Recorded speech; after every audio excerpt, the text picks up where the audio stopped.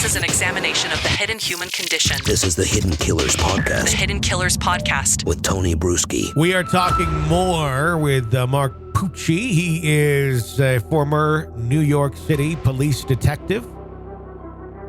As we dig deeper and deeper into the case of Alex Murdaugh, what's your take been on his body language, both on the stand and off? There's been a lot of interesting movements with him. And obviously, it's an emotional thing. You're fighting for your life there, and you're being accused of doing something absolutely horrific. But some of it seems, voluntary, like I'm going to look this way now. And some of it almost seems like you're, throwing water on the Wicked Witch of the West.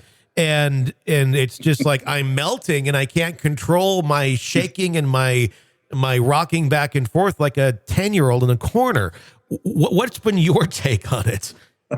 Yeah, well, I'll just preface that by saying, even the best Academy Award winning actors and actresses have to retake scenes, Yeah. So, but yeah, he definitely, I would say, and again, I'm not, wouldn't put myself out as a body language expert. I do, really, really try to, to understand as much as I can, but you can definitely see he's fighting to control where his eye contact is. He's constantly just slightly looking down, so say at the knee or lower level. So he's not making a lot of direct eye contact. But when he does make direct eye contact, or he puts his glasses at the end of his nose, he's absolutely trying to drive home a specific point. So if you go back and we look at all the times that he did do that, that was, something that was very, very specific, very important, that he wanted to make sure that he was, really, really driving it home, which again leads itself to deliberate and not authentic. Yeah, I thought when the snot was flowing down his face, that was an interesting one. Like there's tissues there, dude. But I think he wanted that because one of the biggest criticisms of him has been he doesn't cry. He hasn't cried at anything, but he got himself to cry. We saw tears and we saw other fluids coming out of his face. So that was impressive. Because I was wondering if we ever really were going to see that, but and he's definitely reviewing the court of public opinion. Every social media post, every news outlet post that he can on, how the court of public opinion is, rating his performance and then adjusting it accordingly. Let me ask you this on the prosecution, because I'm curious to get someone else's take. I felt like Creighton Waters is probably looking at social media quite frequently. And I feel like some of the things he was trying to argue there in cross were like taking literally from some of our postings over the last couple of weeks, well, especially when he went to Family Annihilator, because I sent a message over to Jennifer Coffindaffer immediately when I saw that. I'm like, oh my God, he's going on the road we've been talking about. But it really stopped. It was just like, are you a family annihilator? With no context. Like no one knows what the hell that even means unless you give it some context. You have to get your legal department to trademark things more quickly. Oh my God. It was just like, where are you coming up with this if you're not just like, but again, no context. It felt like he really wasn't giving the jury, any reason to, his words held no weight, I guess is what I'm trying to say when he was going after him. Yeah, no, I agree. And that seems to be the consensus, across the board as well. It's always interesting, when you see, like all these, prosecutors in, every county, every state, it's business as usual. Then you get a case like this, and it's anything but, so some, shine and others, may. You may see the cracks, in their armor. Sure. What's your thoughts on the field trip that they're going to be taking to Moselle to take a look at the spaces, the rooms that these crimes took place in? several years ago. I know that was the defense that's requesting it initially. This really hasn't been a case where we've seen a lot of arguing or points being made about spatial issues with any of this. Why do you think that request has been made, and how do you think that's going to play out?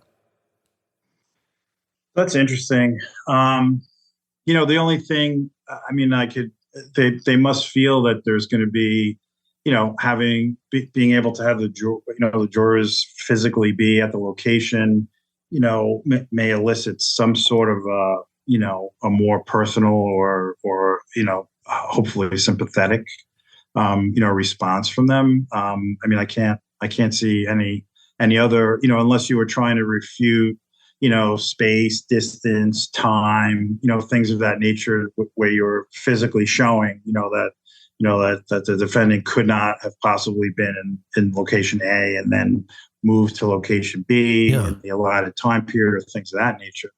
That's, in my experience, that's more of the reason. And then, if there's a sentimental, kind of possibility that you could elicit from that, that would be another, major reason why you would do that. It seems like those haven't really been big arguments at all in this case, though. That's why I'm confused as to what they're going to, it's like Miss Jen going to come out with some Southern sweet tea, and then they can have a little bit of pie, then they go, and there's where Paw laid, and his brain went over there. And it's just, I don't know. It just doesn't seem to make a lot of sense. I know today that and I haven't seen much of the coverage today because I've been just doing interviews, was someone pointing out that if Paul had been shot at the close range that they believe he was, that the killer would have had, brain splatter on them. I'm not trying to be gross, but and all of that. And I don't know if that's a good argument for him, because he's wearing a crystal clear white T-shirt they're like, when police show up, I almost feel like that's more of an argument of like, yeah, he probably was covered in stuff and now he looks completely clean. So I don't know how that's going to play, or if that's part of the argument of going on this field trip, if that's kind of the angle they're going of, well, it couldn't have happened like this because of the spatial things in the actual building itself. Mm-hmm. And and without any of that, like say possible change of clothes or other evidence. For all we know, he had a hazmat suit on. Yeah. At that moment. But I did see a little bit of the coverage, and they were talking about, like the type of wound and the distance, where on a more of a torso would have been a circular, just mimicking the actual diameter of the barrel. And in this case, because it was more of a rigid, area, being the head, they had more of a wavy, kind of wound as well. But again, it's always interesting to see, it's almost like the wizard behind the curtain, exactly what you're saying, okay, that seems odd.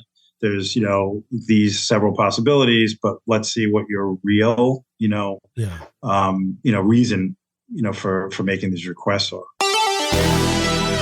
This is the Hidden Killers podcast with Tony Bruschi. Mark Pucci, thank you for joining us and giving us your insight into the ever-evolving case against Alex Murdaugh. Always appreciate that. Press subscribe wherever you download podcasts so you don't miss any of our breaking updates and discussions on this and the many cases we're following for you. Need a complete list of all the cases that we're covering in the description of this episode right now. You can follow me on Twitter at TonyBPod. Stay with us.